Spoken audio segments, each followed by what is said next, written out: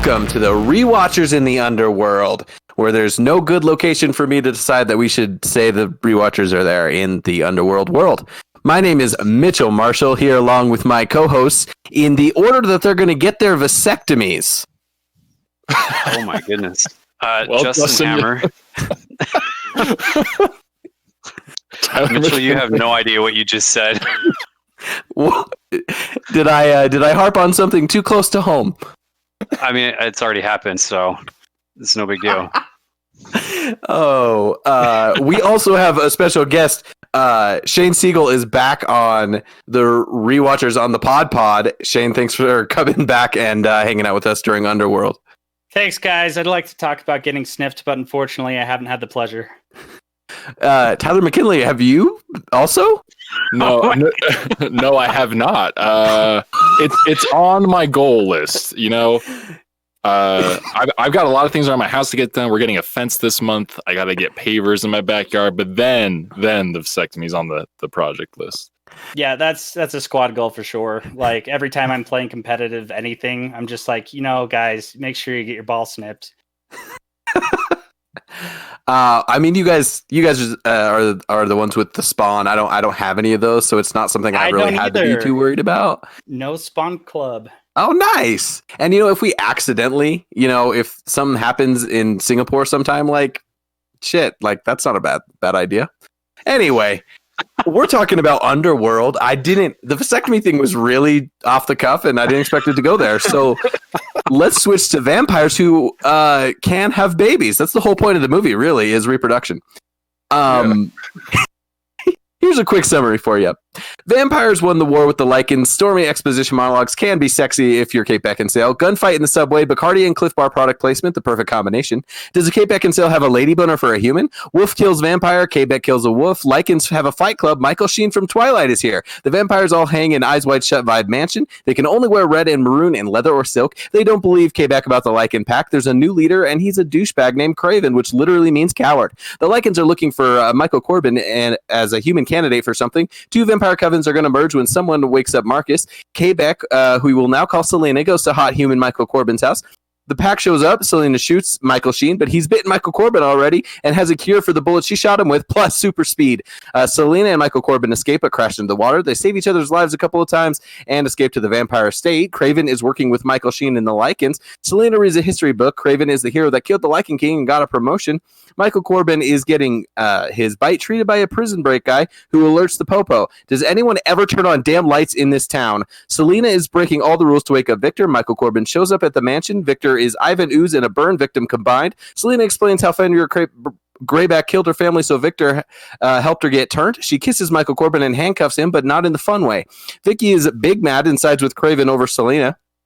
A bunch of vamps get on a train and get ambushed. Oh, that's the other coven that are late to the party. Blonde vampire helps Selena escape. She heads to rescue Michael. He hops out the window and lands like a limber kitty, but the cops are right there waiting, I guess. They blast music so they can ignore the Lycan transformation happening behind them in the squad car. Selena brings the Lycan science lieutenant to tell Vicky the real plan. Apparently, the first vamp in Lycan came from one plague dude who also had a human kid, Michael Corbin's ancestor. So now they want to make him a werepire or vamp wolf. Shit, this is just like Vampire Diaries Season 4, and I'm not kidding. Also, Lucian is alive. Craven has dipped in a silk shirt. Michael Sheen, a.k.a. Lucian, had to watch his vamp lover, Vicky's daughter, burn back in the day. He's injecting Michael Corbin with Amelia's blood.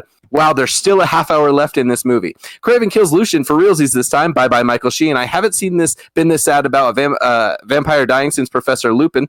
That's a werewolf. Damn it. Michael Corbin might be full hybrid, but he really doesn't look like Kristen Stewart and Taylor Lautner had a baby.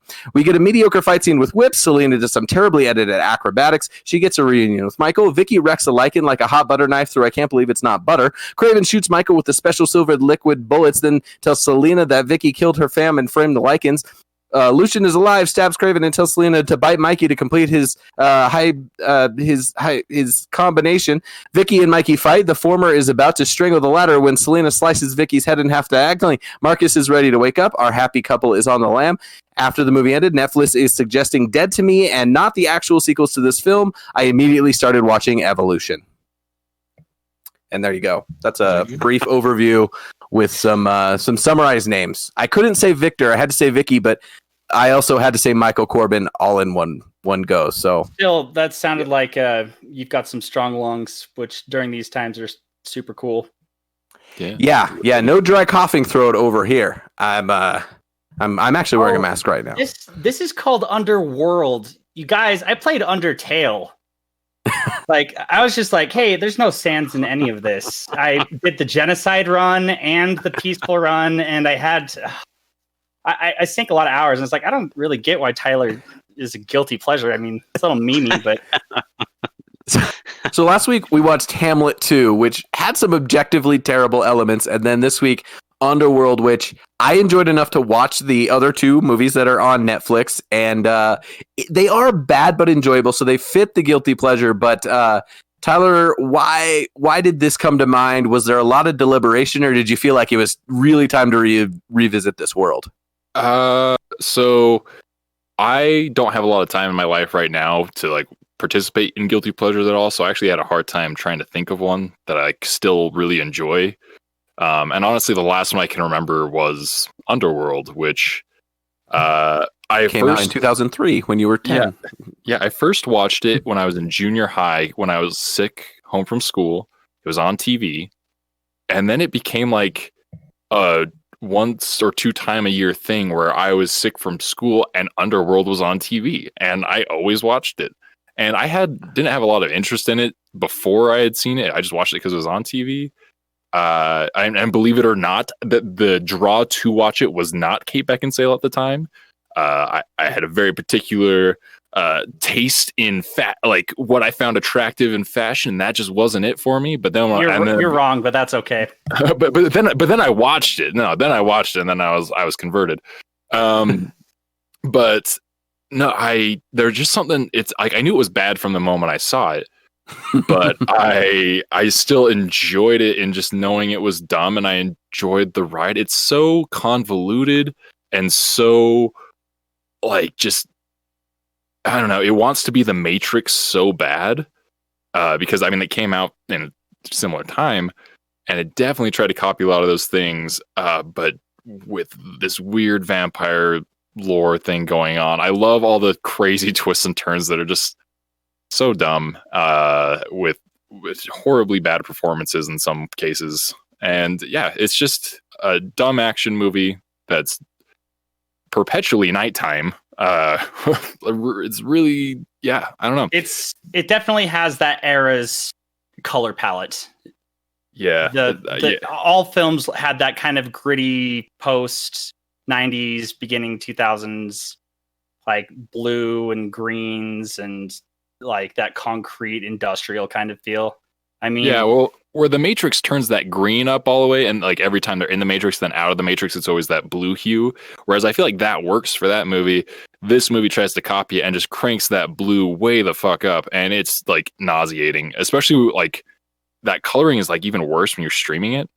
So it's even like more exaggerated than it is. I've really tried to find any color themes. Was just my go-to. I was like, okay, this has to maybe mean something, because I hadn't watched the movie since I was a kid.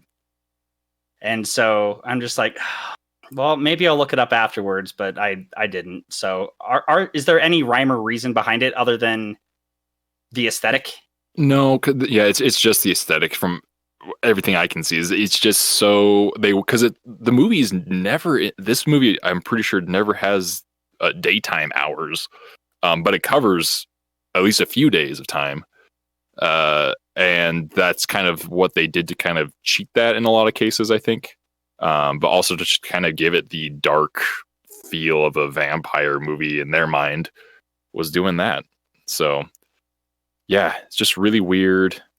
Vampires using guns. I've not seen that a lot. This honestly, there's a lot of anime shit in this movie. And that's like honestly the stuff that I find most enjoyable. Like I think Gwen is not here with us tonight because the ratings on it said that there was gore, and Gwen does not handle gore well, right, Justin?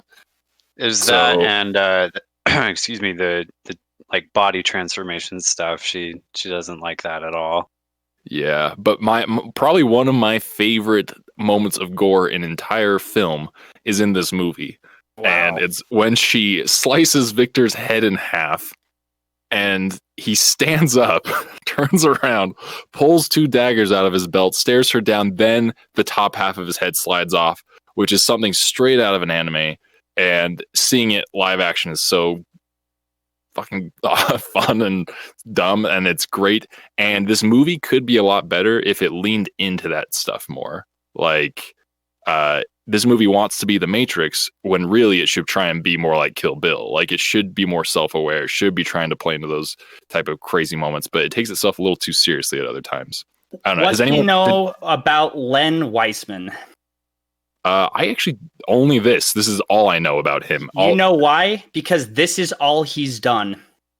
He's had a couple producer credits, like no joke. He has a couple producer credits on a few episodes. Like he's EP on Lucifer, which I thought was a dumb, enjoyable series. But other than that, like his directing credits are basically a couple Underworld movies, and then he wrote, I think, all of them. Yep, he wrote all of the Underworld movies. But that's kind of all he's done. He's done some art department stuff for like Men in Black back in the day, but This is his trick. This is his, like, as Tarantino is just over the top gore, or Kubrick's all about like colors and symmetry and being insanely Kubrick. He is very much Len Weissman. This is all he knows how to do. If he were to make another movie, it would be this movie just again. I mean, technically, yeah, he kind of did that with 5 more of them. But also the credit for writing his co-creators listed as Danny McBride, and I was losing my shit. I was like, I did not know that Danny McBride had a hand in this, and then I looked it up, and it's like, oh, it's a different Danny McBride. Yeah, I did the exact same thing. Has anyone seen this movie for the first time? Justin or Mitchell, was this your first time watching it? This was... I feel like this is one of those movies that I have seen all of before on TV, like pieced together over the years. But this was my actual first time, like sitting down and watching it from start to end. So I kind of count it. Yeah, I think this is probably my first time seeing it. Mitchell, do we still have Mitchell? I can't hear him. He's dead. Sweet. We're dropping like our podcast now. Well, cool. Well, Justin, as actually seeing it complete for the first time, I mean, it's a bad movie, right? Like, do you feel like it's a good movie? What did you think about it? Yeah, so my thought while I was watching was like, I feel like this is like a true guilty pleasure movie, if that makes sense. Like, it's not great. It's a bad movie, yeah, but it's still fun because it's stupid and campy and just kind of ridiculous and kind of the definition of a guilty pleasure movie, I think. So yeah, I think this is a good pick for guilty pleasure. Can you guys hear me now? Yes. Hey, you're back. Hey, good.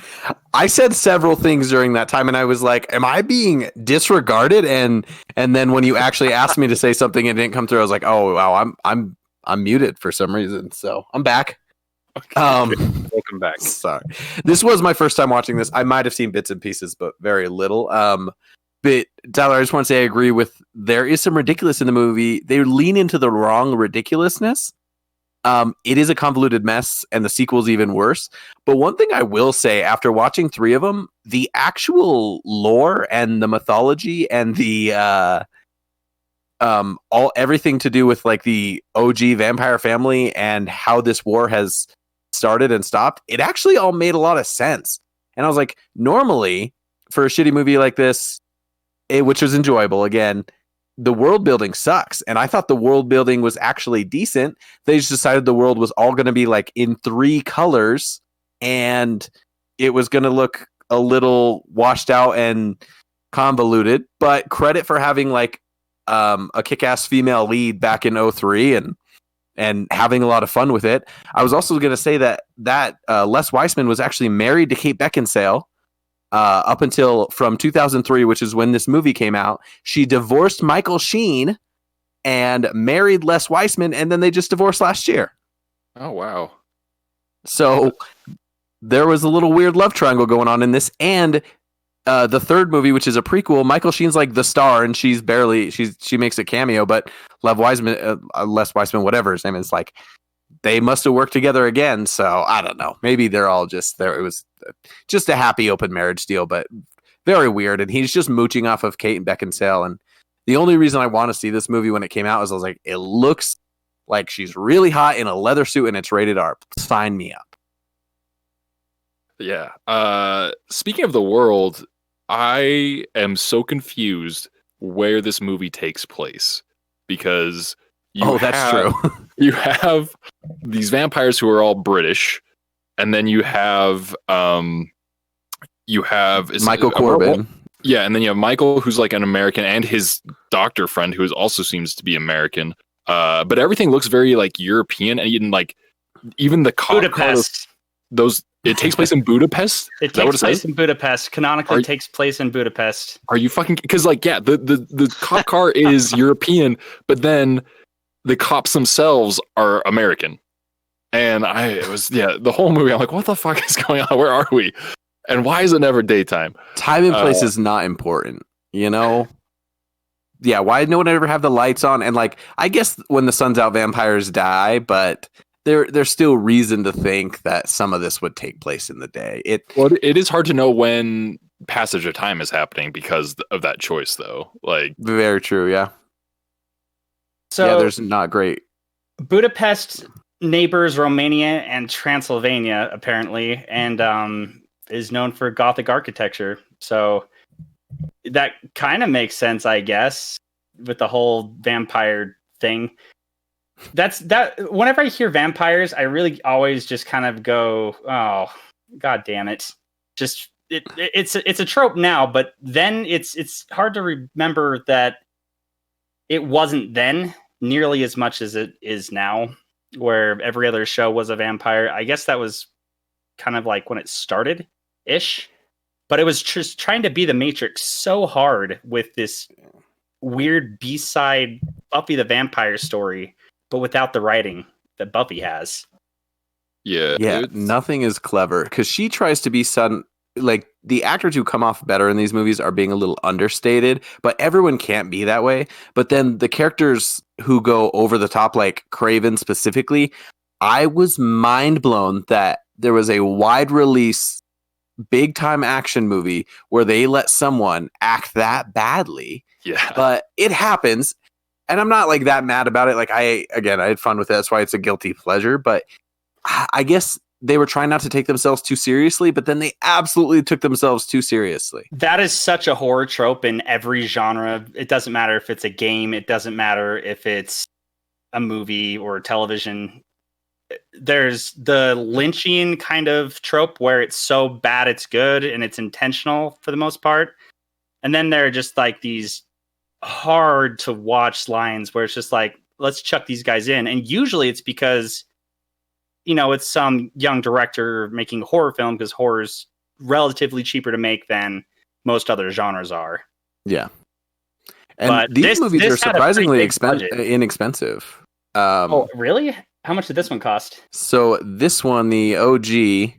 Sorry, I was jumping around this because so I always assume when I see a budget that they also spent that same amount on marketing. So this was only a $22 million movie. And you think about that for an action movie, and let's say with inflation, that's $30 million today. Again, still cheap. Even if they spent $44 million on it, the box office was $95.7 million. So they at least doubled their money or close to it if I'm missing some costs. So like today, you don't see anything with, that's considered more of a big release that's going to be less than $50 to $75 million. So I didn't realize it did that well, especially since the sequel was made when in like 2009, 10. So the next one. These came out in 3, 6, 12, and then so the second movie cost $45 million and made $113, and it's worse. Yeah. And then rough. Blood Wars came out in 2016. So, I mean, they really are just trying to copy the Matrix. They made something that's really just great, and then they just tried to be the Matrix, and then they tried to be the Matrix Reloaded, I guess.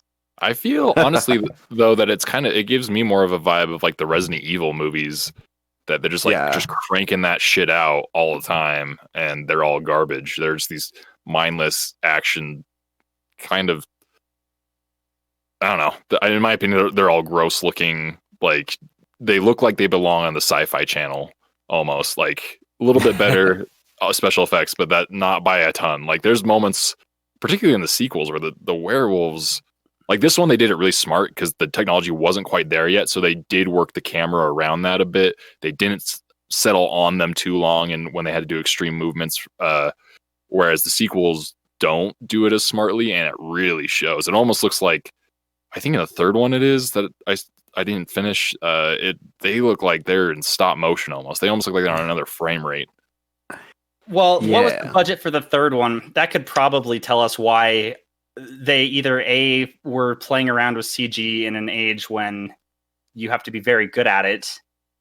So the budget for the third one, which is a prequel and is considered much better than the second release. The budget, so the budget for the second release was 45 million and it made 113. For the third one, it's a budget of 35 million and made 91.4. And that's a pretty good spread. And then for the next one, it was a $70 million budget and it made 160 for Awakening. Like, and then they made Blood Wars, even though that one was so successful, they made Blood Wars for much cheaper. That's the most recent one in 2016, which Kate Beckinsale says will be her last one. That one was back down to 35 million and only made 81. It's really interesting that Awakening did so well, but it didn't parlay into great returns or an investment into the budget of the next one. But you're right in that I was reading a lot about, they did an oral history of the guys who have played Jason from Friday the 13th.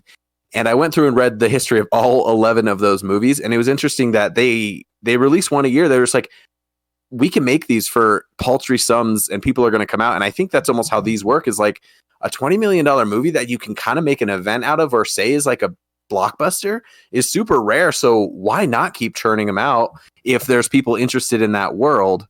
That kind of blows my mind. When you said Resident Evil, my first thought was the same thing. They cranked out those movies because it was kind of the mood of that era, that early era anyway. Yeah. So that ends, it's like, let's piggyback this franchise that is already making a lot of money, and let's go ahead and also make 1 million of them. And then, I mean, the games and the movies, I can't even remember the Resident Evil plot or anything. Silent Hill tried the same thing. Do not watch the Silent Hill movies, please. I think I've seen the first one. Isn't the first one like the video game is involved? Without spoiling anything, there's a major character who should not exist within the movie, but does. Yeah, that's my, so like that kind of like horror, like even gothic worlds. When I say horror, I'm not talking about like horror, gotcha. But like a spooky, scary. I don't know what you call it. What like a dark fantasy, horror? Like a, I don't know. It's more like it takes horror elements, but then puts them into like an action fantasy thing. So I mean that makes some of the things in this forgivable, I guess, because it obviously the dude is a one-trick pony. He knows, like Len Wiseman knows what he's doing to stay on and only make one thing ever. So I assume he knows what he's doing, and people keep giving him money, and there are a lot of fans. So like this was not a horrible movie by any, like, I stayed entertained, but it's just not phenomenal either. Yeah, it's a good just garbage movie that you can just watch and be entertained by.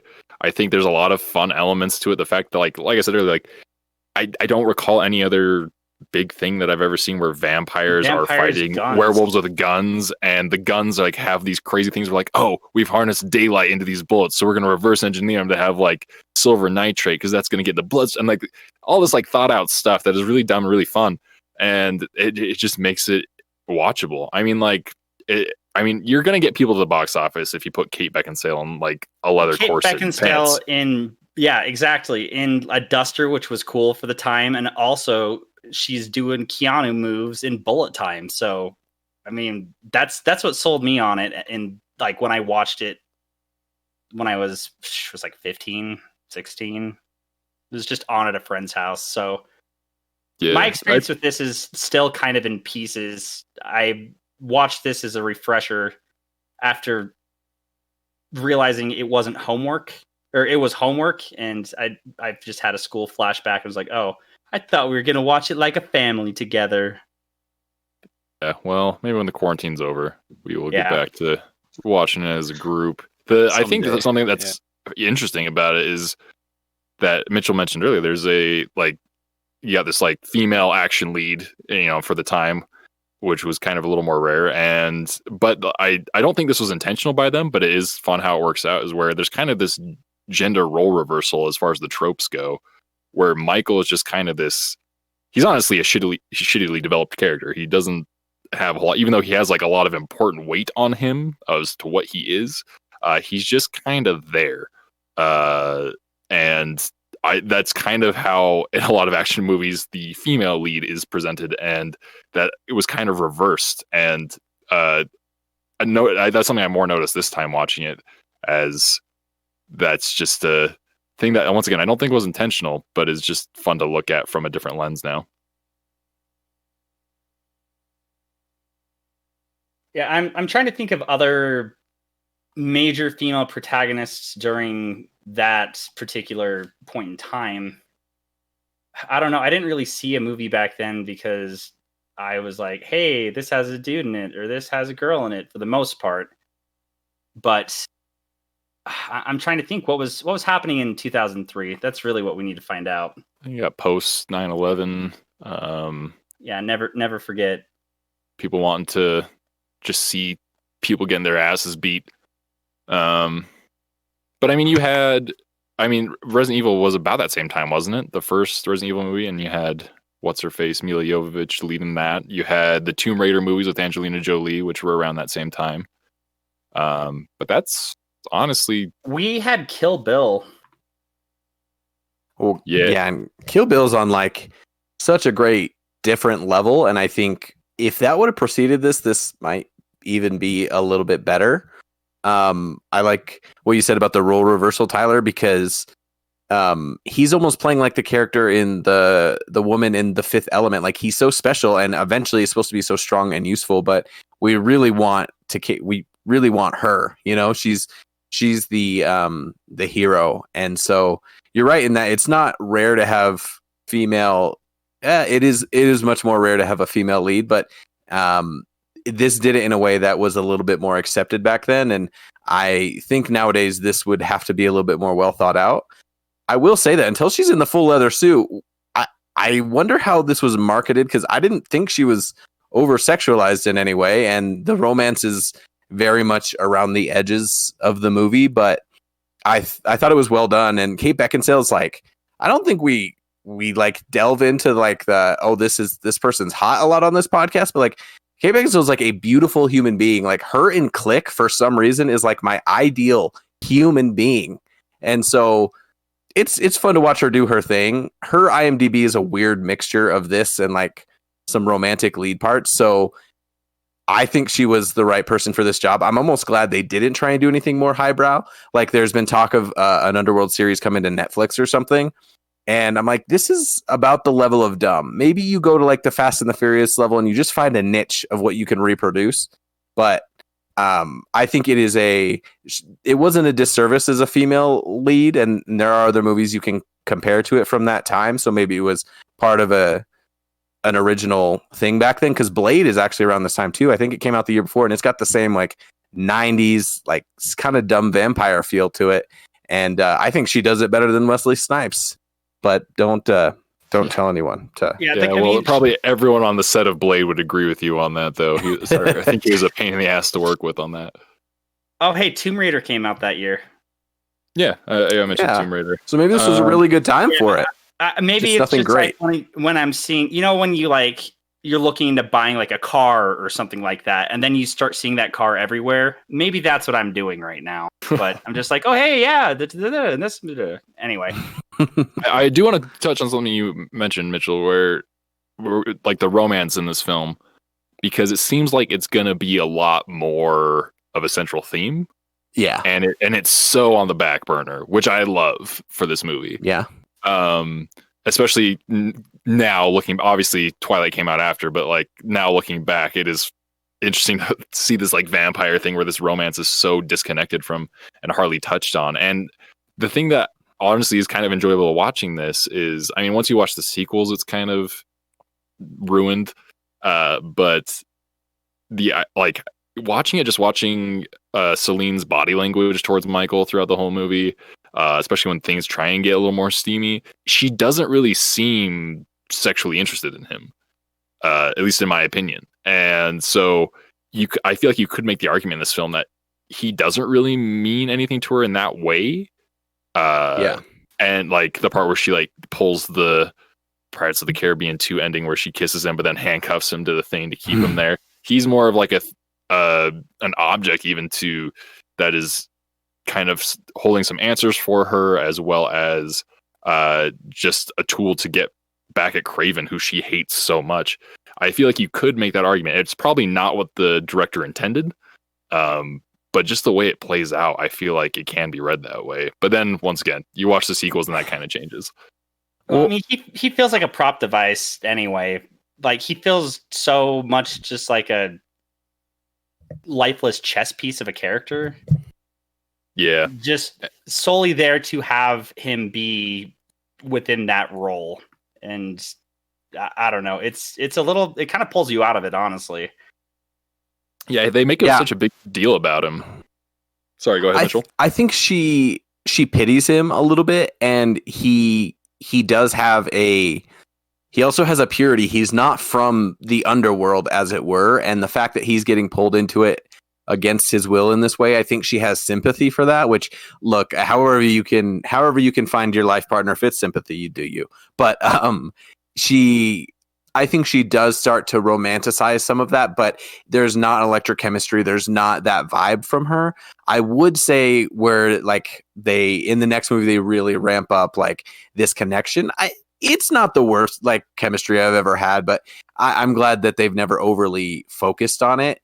I do wonder what the studio notes were that made for a big sex scene in the second movie, spoiler alert, because I wonder how much they were like, hey, we have this stunning lead in this leather this whole movie. She loves this hot buff guy who apparently was a big star at this time because of Felicity, which was, a viral-esque Gossip Girl, whatever, One Tree Hill of its day. And so I don't know where they intended to take it, but I think it's just the right amount. And I wonder if it was marketed with a little bit more of that again in mind, because it's Kate Beckinsale. And, she was at the time known for a Pearl Harbor where she fell in love with Josh Hartnett and Ben Affleck. And she was also in Serendipity with John Cusack. And so she is like this romantic lead coming into this action world. And so I think they did it right, but I wonder if people came into the movie expecting a little bit more of that.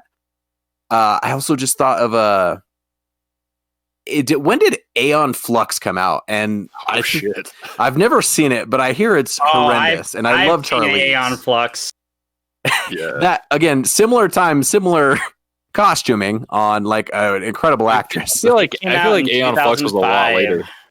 2005. Was it 2005? Wow. So just a couple years. Wow. Maybe I was wrong. Maybe there's just a ton of female action leads at this time. But I don't think that they were, and this is not a discredit to the actresses. I don't know how many, if any of these movies were good.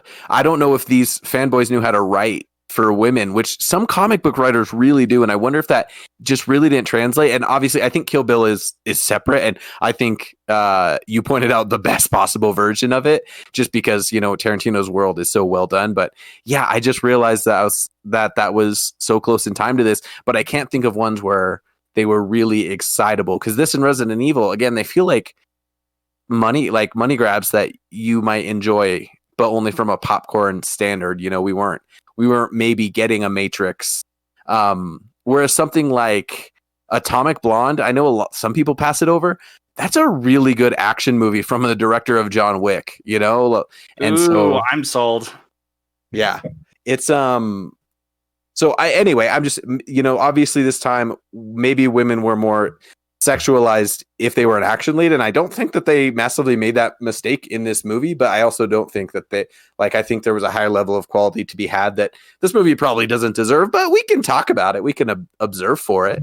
If I can touch on Resident Evil just one more time, the game, not the films, but that had strong lead female protagonists, but I feel like they knew how to write them better.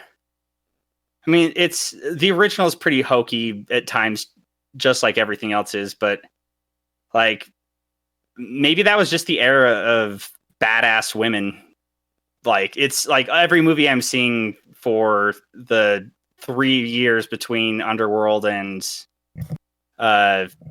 like Aeon Flux 2005, and then Ultraviolet I think was 2006. So all of these are just like assassins or like gun wielding girl. So a little bit forgettable. I think the problem with that time era was that was their idea of what is a strong female character. It was to be a strong female character, you had to kick ass, as opposed to being well written, which they completely missed the mark on that. And so they just started cranking that out because people were eating that up. I don't know. I think there were probably lots of parts to it. There were probably people who they had never seen that before. And so it was kind of a new thing on the block that people just wanted to get more of. You also had people who were going just simply because there was an attractive female lead and you get to watch an attractive female for that long. I don't know what all the things are, but that seems to be the kind of the case where I don't remember a lot of big blockbusters that had well-written female characters at that time. I do in 2003. Do you remember a film called The Return of the King? I disagree. I actually have a lot of beefs with the Lord. I love the Lord of the Rings movies. As I've gotten older, those like rose-colored glasses have kind of come off of nostalgia, and I've got a lot of problems with that film. And the female characters are definitely some of them. Arwen is painful to watch. Arwen just has that one badass moment. Yeah. I am no man. Yeah, exactly. So I don't know. I fanboyed into it because I had read the books. So yeah, the books are a whole nother story, but it's like the books are different as well. They have everything has their own problems, but I still love Lord of the Rings. Yeah, I definitely enjoy Lord of the Rings a lot, but I definitely have more problems with it now. At the time, I thought it was the perfect movie and nothing could beat it. But oh man, this was quite the decade for films, to be honest. It's just a strange collection of stuff going on that time. I wonder too if they were trying to get more women out there, more women who were open to action, but maybe didn't quite want to go in with. This is pre the phrase toxic masculinity being extra popular, but they might have felt there was more of an element for them to be badasses. Like I think it's a great thing that little girls can see Rey from, whatever you think of the Star Wars sequels. Like that's great. That is good. But I'm like, I don't think people were out there like, I can't wait for my little girl to dress up like Selena. And like badassery in women is so important. And I wonder if there was also a look to see if they could garner more of that audience. And so I think it's a great thing that there were so many female leads. And I think the quality you just want to improve. But then I'm not looking at a list of action movies over the next 10 years after say like 07, 08, but I don't know if this continues or if there's still these mid-budget action movies, which by the way, the mid-budget action movie is disappearing in Hollywood. Like anything mid-budget, you're almost getting tent poles or comedies or horror films. You have this new really straight to streaming culture. So I wonder so many options for distributing everything now that I think it's a good thing. I hate the fact that it requires subscribing to 8 million different services or surfing the high seas. Yeah. Surfing the high seas. I got you. I don't sail them, I surf them. I got you. But so I'm just looking at 1999 for me is one of the best years of film collectively. It has a lot of just solid films, tons of just like it was a good time. But looking at strong female characters, I'm just trying to look for any during that time. There really aren't many that are focused on, unless you consider Padme from Phantom Menace a strong female character, or she's a better character in the Clone Wars. If if we're being honest with ourselves. But Yeah, and as well as Ahsoka. Yeah, exactly. I mean, the Iron Giant came out that year. That's a cool giant robot. I mean, and Yeah. again, we're talking about like four 4 years. Four dudes talking about this, but I think I'm glad we're aware of it, and like this movie sparks that conversation. I think it's hard perspective, but obviously more of that filmmaking coming from different places, and now like Patty Jenkins making Wonder Woman and Ava DuVernay making awesome movies. Like this is only going to improve as more of the smart people are allowed to write those characters. And yeah, I'm glad we're aware of it, and we could do our film history. By the way, 1999 is it's overall well thought of as one of the best movies in history. I will send you a link to a really great article that runs down those movies, but it's a rabbit hole. 1999 has my guilty pleasure movie. What's that? American Beauty. I feel really guilty about liking that movie now, especially after I like a lot of it's Kevin such a great Spacey film. movies. Yeah, no, it's like I still like way too many great films. I mean, that's a separate conversation for another day, separating the artist from the art. Oh, it's yeah. okay or not, but yeah, Look, I love. You can't American pretend Beauty. to feel differently about something that you've enjoyed for 20 That years. When is a great segue into something I totally forgot I mentioned last week that we need to talk about. You're welcome. Kate you're Beckinsale, right? The lead of this film. yes. Now she is what? She's in her early 50s now. Is that correct? I think She's late born in 40s, 73. Late So, 40s, early 50s. 47, 48 right now. Now she still looks great. Now you'll immediately say, "Hey, that's because of plastic surgery." But from what I hear through the grapevine, that is incorrect. Kate Beckinsale and one other celebrity I can't remember the name of. I saw an article. I don't know if I read it or where I even saw this. If it was on Reddit or where, but I was saying that she uses a special face cream, and one of the ingredients in that face cream is ground up Korean baby foreskin. Korean So, baby, hard stop. So like the foreskin that's taken off of Korean babies when they circumcise them, they grind up into a paste, I guess, and they put it in this face cream, and that's the secret to her youthful glow and skin. So I mean, Also, she's 47. Like when you say she's old, she's not that old. She looks phenomenal.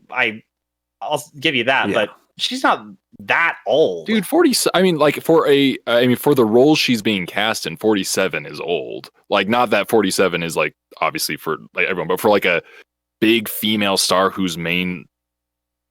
Let's be honest, Kate Beckinsale is not the greatest actress, so the main draw to casting her in a role is how she looks. So And she her was charisma, which she emanates was from the look. 30. She was 30 when the film came out, right? Am I mathing right?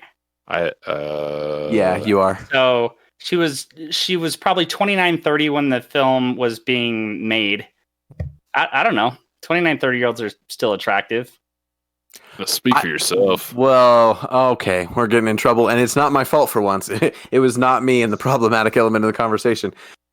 I think you're right. I mean, looking at her now, I don't know. I never want to legislate what someone does, but like she looks fantastic. And I think more and more, like actresses sometimes straight up stop getting work after like 35, 40, and maybe some alterations and things help advance that further. But I think purely now, again, with more women writers, more of the rules are going to be written for women to not have less of a choice when it comes to that, or for her to be in a movie where it gets to play ugly, which generally is only for, a big character gain or for comedy. And so Man, my point was not to get into this conversation. My point was Korean baby foreskin.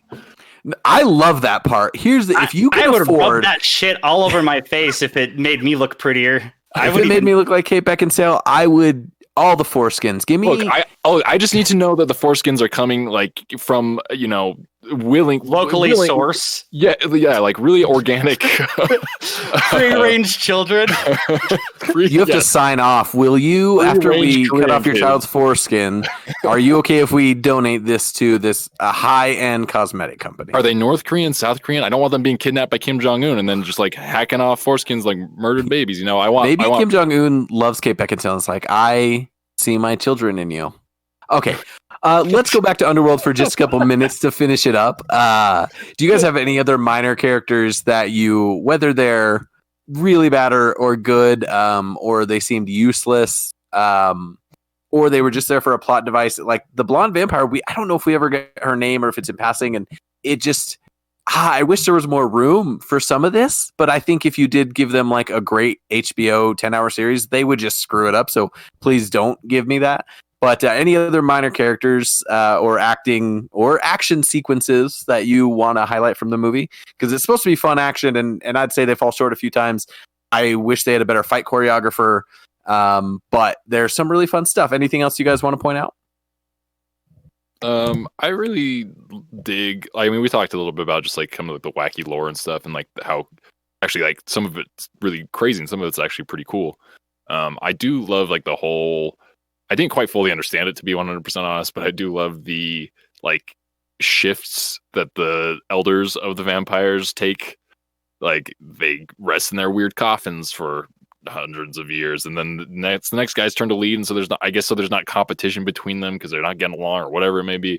That one goes to sleep, that one's woken up, and then there's kind of like this weird blood memory lore going on where when they consume the blood of an individual, they kind of gain some of their memories, and a lot of that's used to kind of increase the knowledge of the person waking up. And then we have Victor himself, who's I can never pronounce his last name. It's Nye. I extensively researched this last night. His name is Bill Nye, and he has met Bill Nye the Science Guy at a hotel restaurant in New York one time, and they made jokes back and forth. This is very important to me. Just there's your moment. It's Bill Nye. I'm glad. Not a science. I'm glad you're there for this. I had to. Yeah. But yeah, I think I love any movie I've ever seen him in. And he's in some shitty Pirates movies too. Yeah, I love Actually. I'm a big fan. Well, I mean, I don't love. I've got a lot of opinions about the Pirates of the Caribbean movies. We won't go into that, but I do love him in that movie, and I love him in anything. Whenever he comes on screen, I'm like, fuck yeah, he's one of those actors that just brings a gravitas that is believable even in the ridiculous moments. And I love him in his comedy bits in like Hot Fuzz and stuff like that. He's just great, and he's a joy to watch on screen. So have you ever seen Pirate Radio? Or sometimes it's called Rock the Boat. Is that with Philip Seymour Hoffman? I can't remember if Philip Seymour. I'll have to look it up real quick, but it's a very British about a pirate radio, and he's in it. And I saw it when it first came on cable, and all I remember is the first 30 minutes. He is hilarious, but you're right in that he does have an infectiousness that is so fun. And then when he's playing these dumb villains, he does bring something to it that like he's going to overact just like the douchebag playing Craven, but it works so much better. And I'm sure he's a little bit more stage trained and stuff, but I would guess it comes more from a theater background. I am here for his zaniness. And when you point out the blood memories, there really are a lot of great elements to the mythos and the history and the actual way that this works, and then like the evolution of the werewolves that they describe later. Like it's fascinatingly well done. I almost want them to not make any more, like wait 10 years and reboot it and put it in a little bit better packaging. And Kate Beckinsale will be like, like vampires don't age, but like I'm still hot. I'll do a little cameo for $2 million, and let's do it. Man, thanks for going through this movie, guys. It's definitely a guilty pleasure in all the sense. Yeah, it had merit. Like the female thing, just to sum it up and put a cap on it, I guess. But like I think it was cool that we got into that discussion, as like I'm a straight white male, so it's I guess that shows that maybe we're maybe we're making some progress as people or society a little bit, even in a really weirdly dark time where women get to be people and not just characters. So yeah, I think that's interesting. But as far as redeeming factors for this, I actually really liked the set design. I know it was a little bit samey, but just the Gothic architecture against everything else was more of a character than anyone else in the film. I like that they go for it. That mansion, it is weird that she walks in and there's just a bunch of hot, weird, pasty vampires sitting around in formal wear, smoking and Love that they're just drinking lounging wine all the time. And again, only allowed to wear silk, leather, red, black. That's it. But it's a vibe. I mean, and it totally works. I think you're right in that color in so many movies denotes something, and I think they went for that there. And maybe it didn't work because there's just so much vivid and not always in the best or most consistent way. But it's not ugly. It's not badly done. I did point out in the summary there's some editing that bothered me, and I'm not an expert there. It was just bad in cutting through action sequences. But for the most part, I don't think the filmmaking behind this is something that I would point out and feel the need to criticize the person behind the camera or the cinematographer or anything. It just wasn't anything that made me go, wow, I've never seen this before, or that is so signature X, if that makes any sense. Like, everyone has their own flavor, but the flavor of Underworld is Underworld. I mean, it just feels like people who were like competent and asked not to be too flashy in any area besides color correction. And in my opinion, that didn't really work. But I do agree with Shane where there's some cool set design things going on where they mix that old Gothic kind of Victorian house, but then there's like these weird, almost Guillermo del Toro sections in it that look like additions. Like the sleep chamber is definitely something that was not built with the original house, at least from a visual standpoint. And it just, it gives it a unique feel, and that is something good about the movie, I feel like. So if you enjoy a little bit of a convoluted action movie where they're kind of going for it and they're taking a lot of things from the late 90s, early 2000s action movies and putting them together, I like that this is pre-Vampire Boom and it is more of a violent vampire movie. I do call it a guilty pleasure because it's not a good movie, and it's something that once in a while you're like, I'm just gonna throw this on and it's gonna go down. But I think it's recommendable. And on that note, let's take a quick break here, and then we'll swing back around and give you some recommendations to close things out.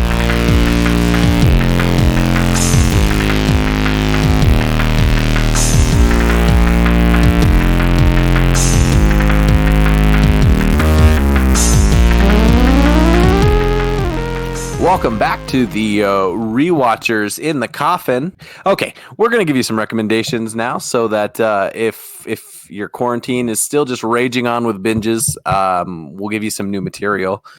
Shane, our guest, why don't you kick us off and recommend a couple things for the people? A couple? Ooh.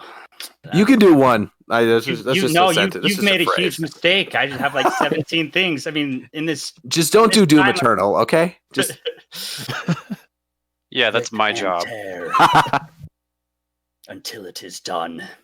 No. Doom Eternal's great. Animal Crossing's fun. Persona 5 is still great. And Final Fantasy is awesome as far as mainstream games go. As far as series go, I just finished Solar Opposites by Justin Roiland, was the creator of it. He did Rick and Morty, and I thought it was hilarious. It's on Hulu. But as far as the guilty pleasure tier goes, I would highly recommend watching Beastars on Amazon. It's finally out of Amazon jail, and it's just such a great story with like truly unique perspectives from a character building standpoint. It's a really cool world. Isn't it on Netflix? It is on Netflix now. It was in Netflix jail because if things are released from other countries, like Japan sometimes. This happened with Carol and Tuesday as well, but they release it week to week instead, working with whatever studio has it. And so Japan gets it week to week, but we don't get it unless we sail the high seas and find someone kind enough to translate. And so a year or so later, then it comes out for us on Netflix in the States. Stars, it has anthropomorphic, furry-looking animal dudes, but they act like animals would. So if you've ever wanted to see a wolf try to fuck a bunny, that's your show. And if not, you should still watch it because it's great. Top of the list of priorities. Oh, I like that. I like that you recommended a guilty pleasure. We gotta whatever theme we pick next. We gotta find recommendations within that. That is a good way to go. I recommend a guilty pleasure pretty much every week because I feel guilty about all the shit I watch. So, um, I'm gonna go with a couple quick things. Not a TV show or a movie or a video game. Which, look, I'm branching out in life, guys. Um, Pornography.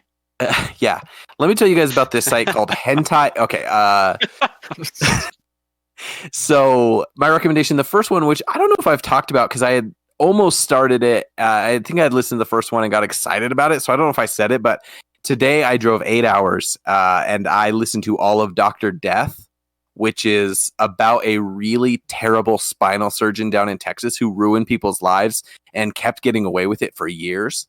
And it's sort of true crimey. I mean, it's literally, going through the crimes of this guy. But the sources, like the woman who does it, she's a medical journalist, and she hosts it herself. And I'd actually heard her on another podcast, and it's really well done.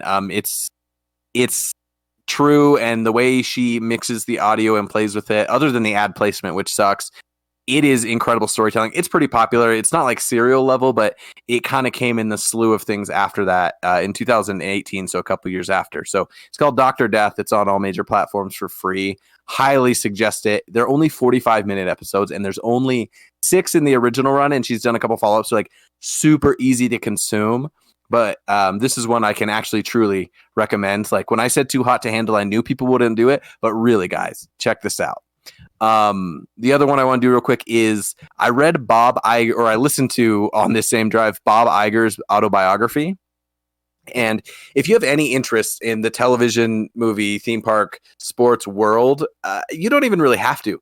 You're going to recognize so much of what he talks about, and it's really interesting to see how he ascends. He tries to also give leadership advice, but to me, it's just fascinating insight to this company. And I understand it's all very pro Bob, although he tries to be self-critical. And I understand the dark side of Disney, but I also consume a lot of Disney content, parks, and they own so many things now. And he talks about negotiating for Pixar with Steve Jobs, and that's probably the most interesting section. And so I can't recommend it enough. It's only a 9-hour listen. I listen at double time, so I'm efficient. I will also say for those who have been with us since our Twin Peaks run, there are several pages dedicated to him talking about what it meant, because he's the one who was over ABC Studios that greenlit Twin Peaks, and he saw like the rise and the fall of David Lynch being willing to work with a television company. So really interesting stuff on so many different subjects that I think people who aren't that invested in Disney would like to hear. And if you've ever read Shoe Dog by Phil Jackson, the owner of Nike, I think listening to these people who have achieved great things it's a very interesting way to look into the human psyche. So yeah, those are mine. That was a little long-winded. Justin? Yeah, I got 2 things. The first one, Gwen and I sat down and watched Dolomite Is My Name finally this week. It's been something we've been wanting to watch for quite a while, and we finally got around to it. And man, it was just a fun time. It's not like anything groundbreaking or anything, but it's just a good time. And it's funny that we ended up watching. We talked about Blade because Wesley Snipes is in Dolomite Is My Name, and Oh, he's yeah. actually like my favorite character in the movie. I mean, Eddie Murphy is like fantastic in it. His energy is just he's just nonstop through the entire movie, and it's just it's just crazy, mind blowing to see how high energy he is the entire time. But Wesley Snipes' character is just a lot of fun to watch on the screen, and he does a really good job. It's just good time. So yeah, if you haven't seen that yet, it's on Netflix. It's been out for a while. I think it was nominated for a couple of awards last year. But yeah, check it out. And then the other thing, we spent just a sec talking about this before the podcast started, but I wanted to recommend it here. My brother convinced me to give the Call of Duty Battle Royale that is escaping, the name of it is escaping my mind right now. I can't remember what it's actually Call of called. Duty Maximum Booty. Maximum Booty. Yeah, yeah. Anyways, whatever Call of Duty's Battle Royale Warzone? Warzone, there we go. Thank you. Yeah. Is So there loot in that game? Like, do you run around like Apex picking stuff up? I haven't even looked into it yet. yeah, it's there. It's similar. That's the kind of booty I was referring to, by the way. Well, I mean, we've been giving Sea of Thieves a go recently, and been looking for pirate booty there. So yeah, we're all about that booty on this podcast. Um, but anyways, Warzone was a lot of fun, and I mentioned that I got to experience playing in a party with I was playing on PC, my brother's playing on PlayStation, and we had a couple other people in the party that were on Xbox, and we're all grouped together playing on a giant map with 146 other people. I think the it's like 150 people on one map, I believe. But yeah, we're living in the future where uh, different consoles are and the PC world have all collided into Call of Duty. And honestly, it doesn't surprise me that Call of Duty was the one to actually pull it off. So at least for now, until they until like PC players are kicked to their own console or to their own servers because the console players can't keep up. Well, there's aim assist, I assume, for Yeah, it's there. But I mean, there's only so much you can do. Like using a mouse and a keyboard to aim is going to be always going to be better than using a controller. Well, next gen consoles and a lot of current. I think so. I'm not a console guy. I'm a PC dude. Other than I guess like the Switch because it's a Switch. Are you a vegan CrossFitter too? I am actually not. I'm the exact opposite. I've moved like I don't know 3 feet in the last 3 months. I love it. And been eating like garbage. So hey, all the respect to the PC guy. I kid. Fat raccoon PC man here, talking from my throne of leftover hamburger. I don't know. Anyway, fuck it. So the question was like aim assist and controller stuff. There are ways that they're trying to iron it out. Really, I'm most impressed that companies are working together to create an ecosystem where you can play things across that. Obviously, there's still like separate servers for some things. So if you only want to play with people who are also on PC or who are also on Xbox. Yeah, I'm curious. A mouse and keyboard, I think, on I don't know if it's PlayStation or Xbox, but it's one of them. Xbox, I'm pretty sure. Yeah. I don't know. Like I'd be curious to know like kind of what decisions go into that kind of stuff in the back end because I'd be willing to bet that Activision is kind of footing the bill for all of that kind of stuff to make. Well, I don't know. We can actually talk about it off air because I know the answer. And oh, cool.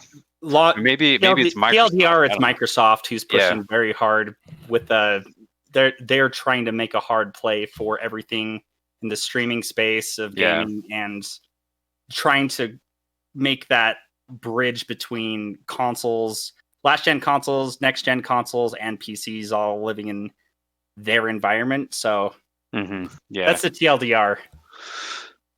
All gamers living in harmony. That's the dream. Yep. So was it good? It was that good. Like obviously, so many battle royales have come out since PUBG and Fortnite have blown up, and it's worth your time. I mean, I haven't played a lot of others, so I don't claim to be like a battle royale expert. But anytime I get to play with friends in a group, I have a good time. So I'd recommend it if you're interested and you can get a team together. Solo experience, I haven't done that yet, but I imagine it's just like any other solo Call of Duty experience, which probably hasn't changed in 15 years. So, well, you and I are OG Overwatch friends, so that's true. Yeah, I can't go back to Overwatch for a couple different reasons, but yeah, I liked that. I really enjoyed that sense of community. I need to get back into competitive gaming more again. I really have kind of fallen off and been sucked into a lot more of a solo world. Sorry, I'm totally just railroading this. Sorry. No, we find reasons to railroad things all the time, and it's always worth reconjecturing what we're watching and playing. Tyler McKinley, you have a couple of recommendations to bring us home? I have an update on my sword and sorcery library. I'm like, I have a goal now. I'm like, I'm going to watch all the garbage sword and sorcery movies that are on Amazon Prime. And I finally finished the Beastmaster, except I watched that on YouTube because the whole thing's on YouTube. It's the only place you can watch it for free. And holy shit, man. The Beastmaster. So the only ones I've really enjoyed so far, Conan the Barbarian was a lot of fun. It was stupid as hell. And this one is the same, except in different ways. It's very problematic, very dated for its time. But there's a weird competence to a lot of the filmmaking in it. Like there's some cool things that's like, oh man, this feels like 70s filmmaking. This is great. And then they do something dumb. But yeah, lots of wacky stuff where the man just, is like a barbarian who can communicate with animals and uses it to help him do crazy shit. And Rip Torn's in it, and Rip Torn's crazy, and he's fun to watch. Then I realized, there's 3 Beastmaster movies. And the second one, I looked at the poster, and I was like, holy shit, because this is like Barbarian Sword and Sorcery. The cover of the second one has like a Corvette on it. And I was like, no. So I had finished Beastmaster at 1 a.m. I wanted to go to bed, but I immediately had to start 2. And yeah, it was made like 7 or 8 years later. I can't remember how long. Same lead. No one else is the same in it though. And it does that late 80s, early 90s Encino Man bullshit where there's a witch in the sword and sorcery world who discovers a portal to at the time, modern day Los Angeles. And there's this wonderful scene with her and the main villain, and they have like the portal open. They're saying like everyone living their life in LA, and she's like, they call it LA. And no, it's amazing. So they bring this, they capture this teenage girl, and then she's like their guide through / prisoner hostage through LA. And then the way she escapes, she takes them on a shopping spree because they're like, oh, you've got to blend in. And it just like completely shifts tone from the original. It's so out there, and I honestly, and Uncle Phil's in it from Fresh Prince of Bel-Air. And it's bad. That one's like not even like good bad. Like I ended up just skimming through it, which was worth my time. I think it was stupid, but if you have any interest in like good like B movie, like mystery science theater-esque type of stuff that you want to watch, if you're into that, Beastmaster is definitely a gold mine there. So other than that, I am replaying The Last of Us in preparation for The Last of Us 2, and that game is so fucking good. And that's it. That's all I got to say. And we won't talk about The Last of Us 2. I haven't. I stayed so clear of any of the leaks. I don't want to know. I stayed clear of leaks from the original game till I beat it within the last few months. That's pretty impressive. I don't know how, magically. I wasn't trying, but I was like, wow, I made it. Didn't call it. That's cool. Yeah, this whole thing, like, this is actually what might convince me to get off Reddit for the next month. Oh, yeah. You need to at least get off of, I don't know. I mean, Reddit's good when you pick your own subreddits anyway, instead of doing the front page BS. But yeah, stay out of gaming, stay out of everything. Don't read comment sections. Mm-hmm. Like, it's dangerous out there. I know, man. All I know about The Last of Us is that Arya Stark was supposed to play her in a movie that never happened. So sad, because I would have watched it, and it would have probably sucked like most video game movies do. They're making the HBO series out of it, so hopefully they cast good for it, and yeah, we'll see how that goes. Cool. Well, hey, thanks for hanging out, guys. Underworld was a lot of fun. I look forward to watching more guilty pleasure movies because, after watching, all these serious Academy Award winning movies, we really deserve this in this difficult time. So thanks everyone for listening. My name has been Mitchell Marshall hosting here along with. My name has been Tyler McKinley. I'm Justin Hammer. And our special guest. I'm Spiffy Oats on Twitter and Instagram. Follow me. I post just a bunch of stuff I watch. I love that you did a plug. We don't get that enough. I've got like 20 people who follow me, and my mom likes all of my stuff. I'm also Spiffy Oats on LinkedIn, so keep up, guys. All right. Thanks so much for tuning in to Rewatchers on the Pod. Next week, you can look forward to the meme-rific Con Air. So get it watched, enjoy it, and we will be back with you next Sunday night. Thanks. Bye.